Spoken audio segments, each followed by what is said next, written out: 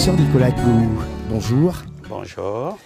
Alors, nous retrouvons ici dans le cadre de votre dernier ouvrage qui parle du franc CFA et de l'euro contre l'Afrique.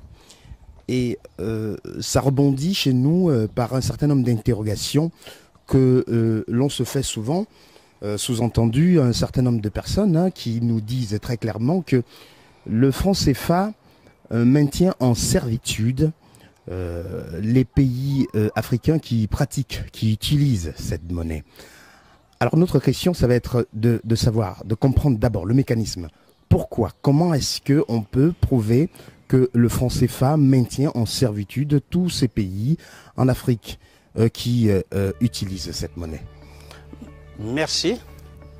Merci de me poser cette question parce que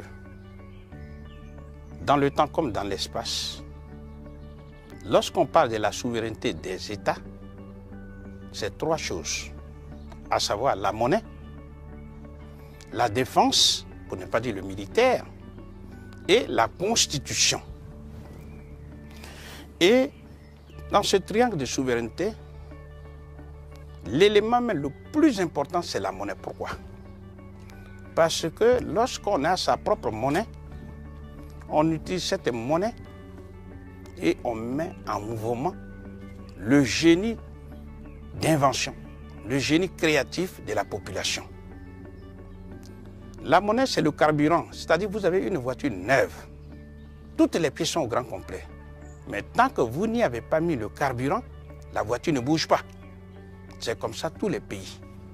Donc, les États, les 15 États africains utilisateurs du franc CFA sont paralysés dans leur développement par une monnaie qui ne leur appartient pas.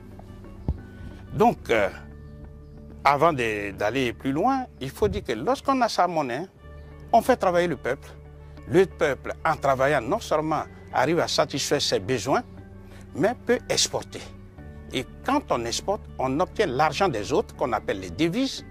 Et grâce à ces devises, on peut importer, par exemple, tout le matériel militaire et constituer l'armée, la défense. Ça devient le deuxième point du triangle. Et lorsqu'on est puissamment armé et qu'on se nourrit et qu'on est indépendant économiquement, à ce moment-là, personne ne viendra marcher sur votre constitution. Le troisième point du triangle est formé. Dans le cas particulier des 15 pays africains utilisateurs du franc CFA, eh bien, nous ne pourrons jamais observer ce triangle de souveraineté parce que la base, c'est-à-dire la monnaie qu'on appelle le franc CFA, ne leur appartient pas. Donc, l'occasion que vous nous donnez va nous permettre d'expliquer aux Africains comment, justement, le franc CFA bloque ces 15 pays d'Afrique utilisateurs du franc CFA. D'abord, ça revient fatalement à expliquer le mécanisme de fonctionnement de la zone franc CFA. Cela se résume en deux choses. Premièrement, ce qu'on appelle les institutions de la zone franc CFA et deuxièmement, les quatre principes de la même zone franc CFA. Que ce soit les institutions d'une part et les quatre principes d'autre part, convergent vers le blocage socio-économique et politique des pays utilisateurs du franc CFA. Donc, si vous nous le permettez, nous allons passer en revue les institutions. Et effectivement, parlant des institutions, quelles sont alors les institutions qui régissent ce fonctionnement? Voilà. Alors, dans les institutions, nous avons ce qu'on appelle la conférence des chefs d'État. Deuxièmement, nous avons ce qu'on appelle les 3 banques centrales africaines. Et enfin, ce qu'on pourrait appeler le Conseil des ministres. Le Conseil des ministres. Voilà. Alors, en considération de la contrainte de temps qui fatalement va se manifester, nous allons expliquer brièvement. La conférence des chefs d'État, c'est l'organe suprême. C'est-à-dire que ce sont les chefs d'État africains, utilisateurs du franc CFA, qui constituent l'organe suprême, qui décide à l'unanimité tout ce qui va se passer dans la zone franc CFA. Ça, c'est sur papier. Parce que le principe de l'unanimité dont on parle, si on voit ce qui s'est passé tout récemment en Côte d'Ivoire, avant d'exclure la Côte d'Ivoire de Gbagbo de la BCEAO, ce ne sont pas tous les 8 chefs d'État africains qui se sont réunis. Deuxièmement, il y a le Conseil des ministres. Il est dit encore dans les statuts que c'est le Conseil des ministres qui a le pouvoir, par exemple, de définir la politique monétaire, la politique de crédit, et surtout qui a le pouvoir de dévaluer ou de réévaluer le franc CFA. Ça, c'est encore sur papier. Dans la réalité, c'est inexact. L'exemple le plus frappant, c'est la dévaluation du franc CFA en 1994. Effectivement. Tous les chefs d'État reconnaissent que la décision de la dévaluation leur a été imposée par la France. Et au passage, quelle a été la conséquence de cette dévaluation? Eh bien, elle a été désastreuse, mais si vous voulez, on reviendra plus tard dessus lorsqu'on va parler, par exemple, du principe de la fixité des parités. D'accord. Pour pouvoir gagner du temps. D'accord. Et pour mémoire, c'est Édouard Balladur, le premier ministre français Édouard Balladur, qui dit clairement, et nous l'avons cité dans le livre, que c'est la France qui a pris la décision de dévaluer le franc CFA. Mais ce même Édouard Balladur lui dit, et c'est avec raison, que la monnaie n'est pas un sujet technique, c'est un sujet politique qui touche à la souveraineté et à l'indépendance des États. Question essentielle. Puisqu'il n'est pas africain, pourquoi a-t-il dévalué le franc CFA? Eh bien, la réponse est la suivante. C'est parce que le franc CFA est une propriété à part entière de la France. C'est la France qui l'a inventé en 1945, conformément à l'article 3 du décret 01-36. Alors, c'est une propriété à part entière de la France et ce sont les Africains qui, malheureusement, après leur décolonisation, n'ont pas eu le courage de rejeter le franc CFA qui, à l'origine, veut dire le franc des colonies françaises d'Afrique. Entre parenthèses, décolonisation de façade. Oui, peu importe. Mais est-il dit qu'il y a des pays comme les pays du Maghreb, c'est-à-dire le Maroc, qui a quitté la zone franc CFA en 1957 et qui supporte très bien, suivi en 1958 par la Tunisie et plus tard, en 1963, par l'Algérie. Tous les pays d'Afrique qui se portent nettement mieux par rapport aux pays utilisateurs du franc CFA, ce sont les pays du Maghreb. Donc, toutes les théories que les gens annoncent pour dire que le franc CFA est une bonne chose, eh bien, ces théories-là sont là pour tromper les Africains. Donc, il y a les 3 banques centrales qui sont la BCC, c'est-à-dire la Banque centrale des Comores, la BEAC, la Banque des États de l'Afrique centrale, et la BCEAO, la Banque des États de l'Afrique de l'Ouest. Ces 3 banques centrales, comme toute grande entreprise, ont ce qu'on appelle un conseil d'administration qui gère chacune des banques. Et dans ces conseils d'administration, il y a des Français, ici et maintenant où nous parlons. Et on va d'ailleurs donner la composition de ces 3 conseils d'administration. 3 conseils d'administration. À la BCC, il y a, c'est la Banque centrale des Comores, dans le conseil d'administration, il y a 8 administrateurs, dont 4 Français et 4 Comoriens.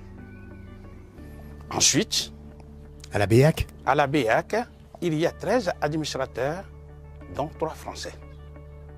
Et à la BCEAO, il y a 16 administrateurs africains et 2 Français, parce qu'il s'agit de 2 administrateurs par État membre.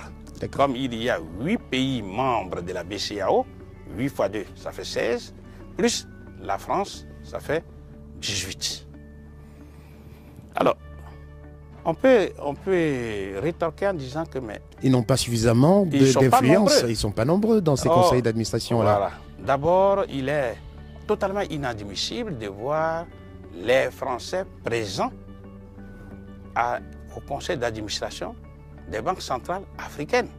On ne verra jamais des Français présents au conseil d'administration de la Banque centrale du Ghana, du Nigeria, etc. Non. Mais si les Français sont présents, c'est parce que la France gère son bien, qui est le franc CFA. Puisque c'est elle qui l'a inventé et c'est elle qui, en fait, gère. Donc elle a ce qu'on appelle un droit de veto. Et ce droit de veto, on ne l'écrit plus. Mais il y a une manière de faire. Prenons le cas de la BCC, Banque centrale des Comores. Il est dit, pour que le conseil d'administration de la BCC se réunisse, il faut au minimum 6 administrateurs. Or, je vous ai dit, il y a 4 Comoriens et 4 Français. Donc, si l'ordre du jour n'intéresse pas les Français, ils n'ont qu'à simplement faire la politique de la chaise vide et le conseil d'administration ne se tient pas. Ne se tient pas. Mais même s'ils sont présents, il est dit dans les statuts que les décisions, pour qu'elles soient validées, doivent être prises au minimum par 6 administrateurs. Donc, 4 Comoriens ne peuvent pas prendre leurs décisions. Même chose au niveau de la BEAC. Il est dit clairement que pour que le conseil d'administration se réunisse et prenne des décisions valables, il faut, c'est écrit clairement, il faut la présence de 2 administrateurs français. Donc, la politique de la chaise vide suffit pour que le conseil d'administration de la BEAC ne se réunisse pas. Il en est de même pour le conseil d'administration de la BCEAO, où les décisions sont prises à l'unanimité, c'est-à-dire 16 Africains plus 2 Français. Donc, si les décisions, tant que les 2 Français ne sont pas d'accord, qui sont là pour gérer, bien sûr, les intérêts légitimes de la France, ne sont pas d'accord, eh bien, toute l'Afrique est bloquée. Toute l'Afrique de l'Ouest, utilisatrice du franc CFA, est bloquée. C'est ça le principe. L'unanimité veut dire qu'il faut que tous soient d'accord. Donc, le problème ne se pose pas au niveau des Africains. Le problème est posé au niveau de la France qui est en position de domination et qui n'a jamais véritablement décolonisé. C'est ça le véritable problème. Mais pour qu'on puisse bien apprécier, il faut savoir le rôle de la Banque centrale. Dans tous les pays du monde, la Banque centrale est toujours un établissement public qui appartient donc à un État ou à un groupe d'États. Et il est dit clairement, prenons le cas de la BCEAO, Banque centrale des États de l'Afrique de l'Ouest, que la BCEAO a pour rôle de financer le développement des pays membres de la BCEAO. Donc c'est le conseil d'administration, chapeauté par la France, qui prend les décisions. C'est-à-dire qui décide quel est le montant du volume des finances à injecter dans le développement de chaque pays membre. Or, ce conseil d'administration, pendant qu'il prend la décision, il y a la France avec son droit de veto.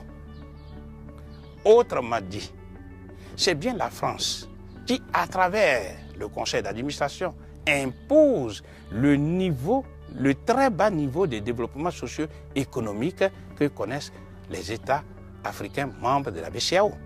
C'est ça qu'il faut retenir. Parce que dans la coopération monétaire dont on parle, il y a un seul pays qui s'est développé. Mais au détriment des autres, c'est la France. Et ceci depuis 1945 jusqu'à ce jour. Donc, vous voyez bien que le conseil d'administration étant la tête, eh bien, la France chapeaute, domine. Vous décrivez là carrément le nazisme monétaire. Non, justement. C'est-à-dire que la France a hérité du nazisme monétaire pour faire ces pratiques-là. Disons un seul mot dessus.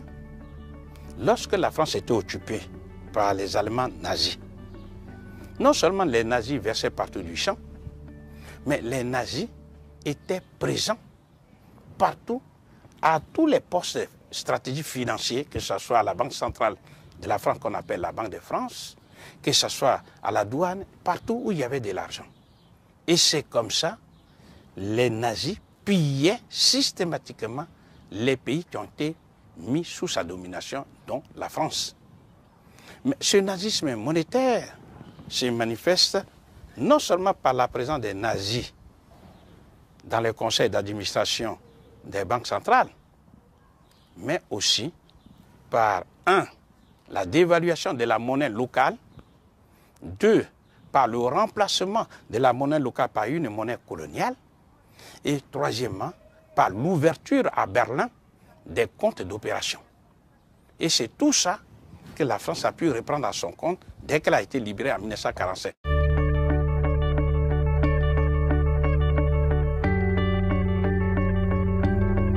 Quels sont les 4 principes? Alors, il y a les 4 principes qui sont le principe de la libre convertibilité des francs CFA hier en francs français et aujourd'hui en euros. Deuxième principe, le principe de la fixité des parités entre le franc CFA et l'euro.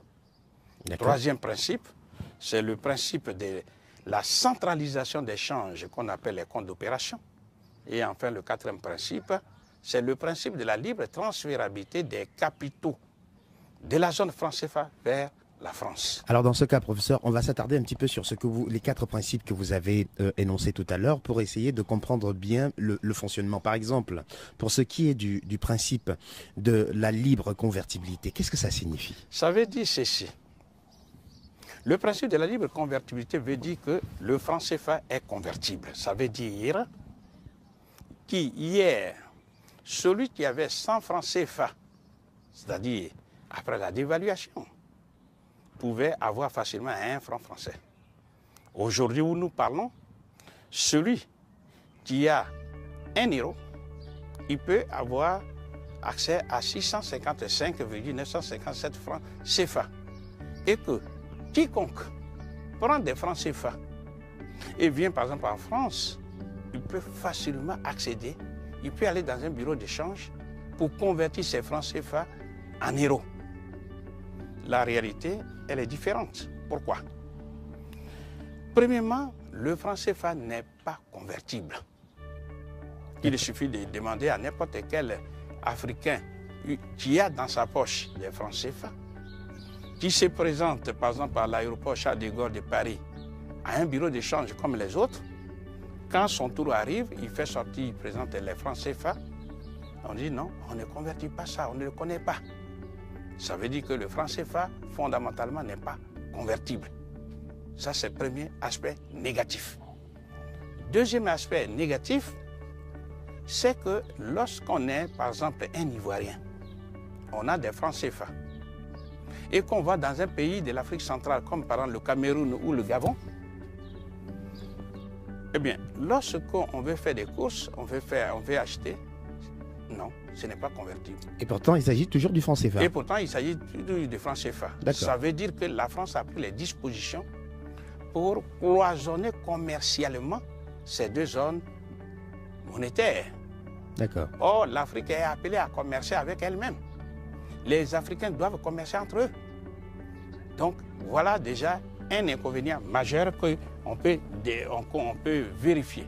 D'accord. Et le principe alors de... Troisième inconvénient, parce qu'il y a plusieurs inconvénients, on va les énumérer. Troisième inconvénient, c'est que la France se dit, comme c'est elle qui convertit les francs CFA, qui donne la garantie, parce que c'est ça, qui donne une garantie de convertibilité des francs CFA en euros, alors elle justifie sa présence au conseil d'administration. Alors que nous voyons sur le terrain qu'elle ne garantit rien du tout. Mais mieux, ce qui est même plus grave, c'est qu'on fait comprendre aux Africains que c'est la France qui donne cette garantie qui, de surcroît, est illimitée. Nous disons que c'est faux. Pourquoi? Parce que, d'abord, il faut que les Africains comprennent que les francs CFA sont fabriqués, non pas l'usine qui fabrique les francs CFA ne se trouve pas sur le sol africain, mais se trouve en France, précisément à Chamalières, près de Clermont-Ferrand. Donc, c'est la France qui décide quelle est la quantité de monnaie à faire circuler dans les pays africains. Donc, elle ne prend aucun risque. C'est-à-dire, si par exemple, elle a décidé de faire circuler, admettons, 100 milliards, eh bien, ce sont les 100 milliards qui vont circuler, mais elle ne se trouvera jamais en face au-delà des 1000 milliards, au-delà des 100 milliards, pour dire que je me retrouve dans une situation où je suis obligé de convertir. Là, il n'y a aucun risque, mais mieux, au moment où nous parlons, la France utilise ce qu'on appelle l'euro. Si demain, les Africains présentent, on va arrondir, 656 000 milliards de francs CFA à la France, eh bien, l'équivalent, c'est 1000 milliards d'euros. Il est évident que la France ne peut pas donner les 1000 milliards d'euros aux Africains pour deux raisons. Première raison, c'est que la France n'a pas le pouvoir de produire, de fabriquer les euros. Les euros se fabriquent à Francfort, en Allemagne. Donc, elle ne peut pas. Deuxièmement, on connaît les difficultés financières de la France. Jamais il ne viendrait dans la tête à la France de convertir ces milliards de francs CFA que les Africains peuvent lui présenter. C'est pour dire objectivement que les Africains sont noyés dans le mensonge scientifiquement élaboré. Et tout ce principe-là, c'est fait pour, comme on dit, maintenir les Africains dans un nuage opaque pour qu'ils puissent être toujours dans le colonialisme monétaire. Donc ce principe de libre convertibilité, la garantie de libre convertibilité des francs CFA liés en francs français et en CFA, fondamentalement, c'est inexact, c'est faux. Maintenant, comme si ça ne suffisait pas, il y a les autres principes. Pour ce qui est du principe de la fixité des parités, qu'est-ce que ça signifie? Voilà, ça veut dire ceci, que ce qu'on appelle le taux de change est fixe, il ne varie pas. Exemple, aujourd'hui où nous parlons, nous avons pour 1 euro, on donne 655,957 francs CFA. Et ça, c'est toujours comme ça, dans une période, pour le moment, stable. Ça veut dire que demain, celui qui va, par exemple, au Nigeria ou qui a affaire, par exemple, en Amérique, le taux de change varie. Ici, c'est fixe. Donc, les Africains ont fait comprendre aux Africains que c'est une très bonne chose. Ce n'est pas vrai. D'accord. Ce n'est pas vrai parce que les inconvénients sont énormes. Premièrement, c'est que quand les Africains, aujourd'hui où nous parlons, ils utilisent cette monnaie qui relativement est forte, c'est qu'à l'extérieur, les produits africains coûtent trop cher. Donc, ils ne sont pas compétitifs. Or, si vous ne vendez pas à l'extérieur et que vous ne faites qu'importer, vous accusez ce qu'on appelle le déficit de la balance commerciale. Or, nous importons déjà les capitaux, donc on a un déficit de la balance des capitaux. Nous importons des services, donc au niveau de la balance des invisibles, nous avons encore des déficits. Ce qui veut dire la somme algébrique de la balance commerciale et de la balance commerciale des invisibles et la balance des capitaux, qu'on appelle la balance des paiements, elle est de façon structurelle négative, elle est déficitaire. Or, l'une des conséquences majeures des déficits de la balance des paiements, c'est la dévaluation du franc CFA. Ce qui veut dire qu'il y a une programmation scientifique d'une série de dévaluations. Ce n'est pas une seule dévaluation du franc CFA, mais ça sera plusieurs dévaluations. En 1994, elle était déjà la deuxième. Voilà. Mais dans un futur proche, le franc CFA sera dévalué. Et pourquoi donc? Parce que, comme je viens de le dire, les Africains vont accuser des déficits de la balance des paiements. Parce que quand vous importez plus que vous n'exportez, lorsque vous importez, ça veut dire que vous achetez à l'extérieur. Or, quand vous achetez à l'extérieur, pour acheter à l'extérieur, par exemple aux États-Unis, il faut avoir la monnaie des autres. Si vous ne faites que demander, donc acheter la monnaie des autres, lorsque la demande d'un bien est supérieure à son offre, eh bien, son prix augmente. Donc, si la monnaie des autres, leur valeur augmente, eh bien, c'est votre monnaie qui perd de la valeur. C'est ça. Et c'est ça qu'on appelle une dépréciation. Quand c'est le jeu qui s'opère sur le marché, mais une décision politique fait qu'on diminue autoritairement la valeur de la monnaie. C'est ce qu'on appelle la dévaluation. Donc, scientifiquement, c'est justifié la dévaluation, les dévaluations qui vont venir. Et cela est d'autant plus intéressant pour l'Europe parce que l'Europe est en train de construire. L'Europe s'enrichit des pays pauvres de l'Europe de l'Est. Oui, donc, professeur, vous disiez que l'Europe s'enrichit des pays pauvres de l'Europe de l'Est. Qu'est-ce que ça veut dire, finalement? Oui, ça veut dire que ces pays pauvres de l'Europe de l'Est doivent être construits pour éviter une troisième guerre mondiale ici. Parce que les deux premières guerres mondiales ont été déclenchées en Europe. Donc, dans le projet de construction de l'Europe, ce qu'on appelle l'Union européenne, il s'agit de développer ces pays-là, pauvres, qui intègrent l'Europe occidentale. Or, pour développer ces pays, il leur faut des matières premières, lesquelles matières premières doivent être prises non pas en Asie, ni en Australie, encore moins aux États-Unis, mais en Afrique. Et tout le processus est mis en place pour que ces matières premières-là soient prises gratuitement. C'est-à-dire, aujourd'hui, pour 1 euro, il faut 655,957 francs CFA, que je vais arrondir par commodité à 656 euros CFA. Bien. Si on prend 1 milliard d'euros, eh bien, l'Européen, dès qu'il arrive en Afrique, ça lui fait 656 milliards. Je reprends, pour 1 euro, il faut 656 francs CFA. Ce qui veut dire, si on prend, je vais dire 1000 milliards, non, disons 1 milliard même, un seul milliard d'euros, arrivé là-bas, ça devient 656 milliards. De francs CFA. De francs CFA, qui, divisé par 500 francs CFA le kilo de café, eh bien, on voit bien ce que ça donne. Bien.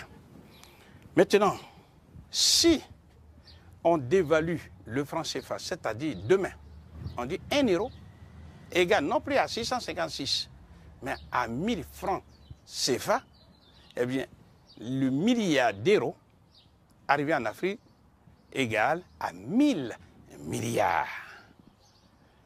Alors, vous voyez bien que avec les 1000 milliards de francs CFA, divisé par 500 francs, ils vont acheter 2 millions de tonnes de kilos de café. Alors que quand c'était à 656, ils pouvaient acheter, tout calcul fait, à 1 312 tonnes. 1 312 000 tonnes de café. Du coup, on voit une différence entre 2 millions et 1 300 000. C'est-à-dire pratiquement, ils prennent 700 000 tonnes de café gratuitement. Et ceci grâce à la dévaluation. Donc c'est un jeu qui est connu par l'Europe. Et c'est à travers le franc CFA, à travers le franc CFA qui est accolé à l'euro, que toute l'Europe retrouve sa suprématie sur les pays africains. Donc vous comprenez que la fixité des parités dont on parle est nuisible à l'Afrique, mais mieux.